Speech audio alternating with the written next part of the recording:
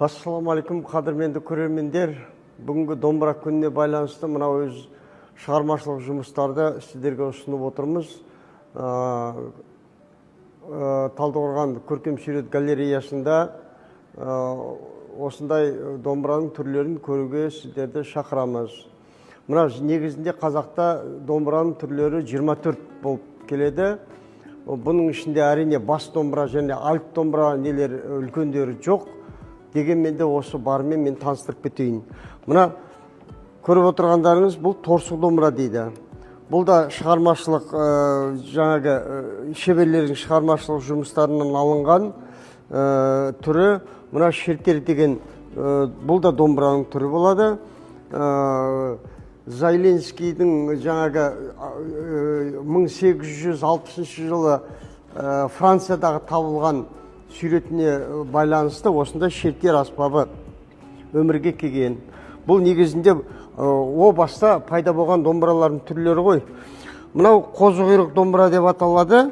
Бұл қозы құйрық домбыра негізіндегі оригиналын қазір сіздерге көрсетем. Мына астыңғы жағы домалақ болып келеді. Құраған кезде ондай қиын болғандықтан біз астын былай төрт бұрышты қылып солай құрап ойлап таптық.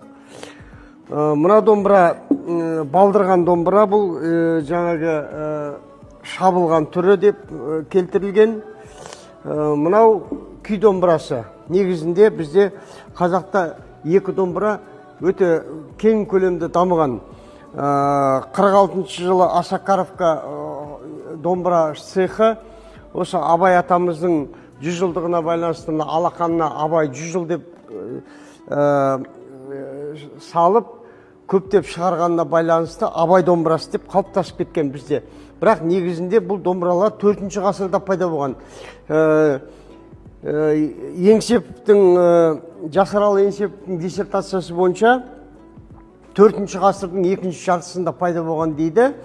Мына ұстап тұрған домбырамыз 3 ем домбыра 9-ші ғасырда пайда болған. Бұл бір риуаяттарды айтады. Бір кісінің 3 баласы бір күнде қайтыс болыпты. Соған байланысты осындай 3 ем деген домбыраны жасап шығарған екен. Ал бір риуаяттарды айтады, 3 егіз бала бірінен кейін бірі шетінеп жаңағы қайтыс болған екен. Содан осы 3 ем деген домбыраны жасап шығарған дейді. Мына көріп отырғандарыңызда бұл тұмар домбыра деп аталады. Мына бір кездерде бір выставкада тұрған кезде біреулер келіп айтады, мына балалайка ғой деп айтады. Мен айтып түсіндіріп жатырмын. Бұл Дәулеткерей ата, Тәттімбек атамыз, содан Әміре Қашаубаев аталарымыз ұстаған тұмар домбыра. Бұл ежелден келе жатқан кәдімгі тұмар домбыраның түрі.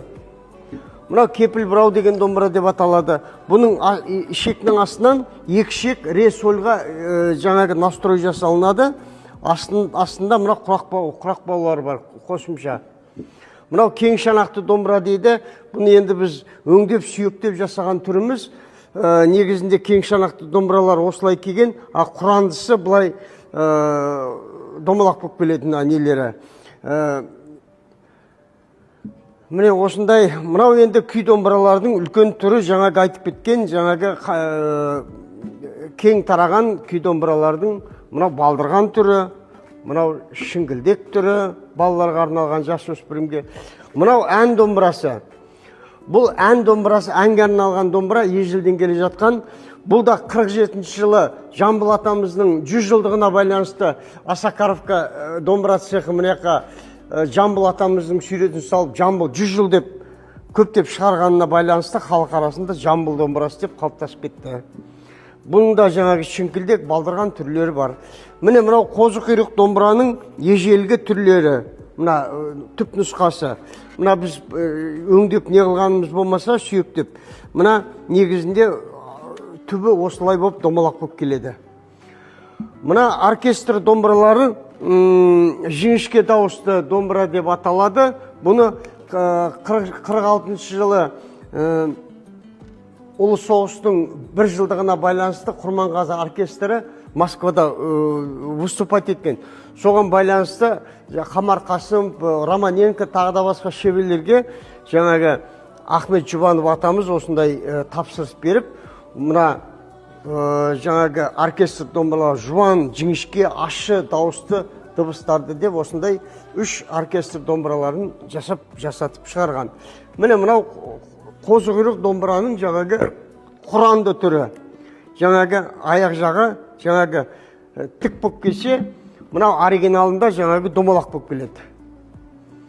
Мынау қуыс мойын деп аталады мына домбыра, өте ежелден келе жатқан домбыралардың түрі.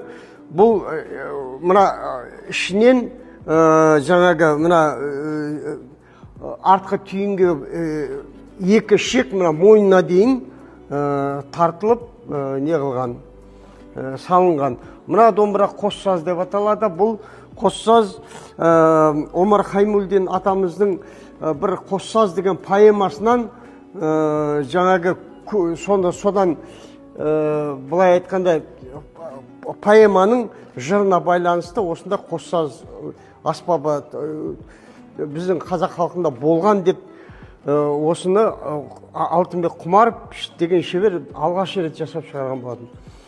Мынау аша домбыра деп аталады. Бұл да ежелден келе жатқан домбыраның түрі. Екі жағы да бірдей ойналады бұл аша домбыра. Мынау желбезекті домбыра деп аталады.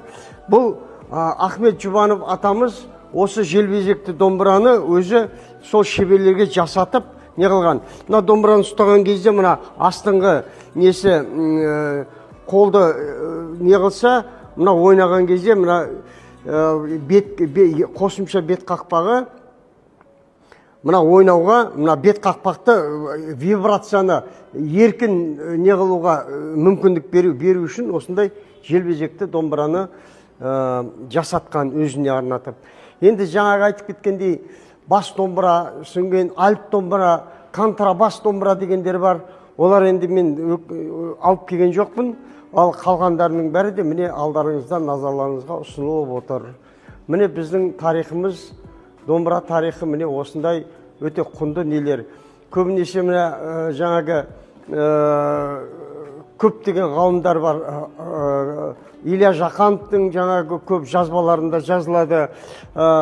Мына домбыралардың әр пернелерінің атаулары, тарихы шыққан.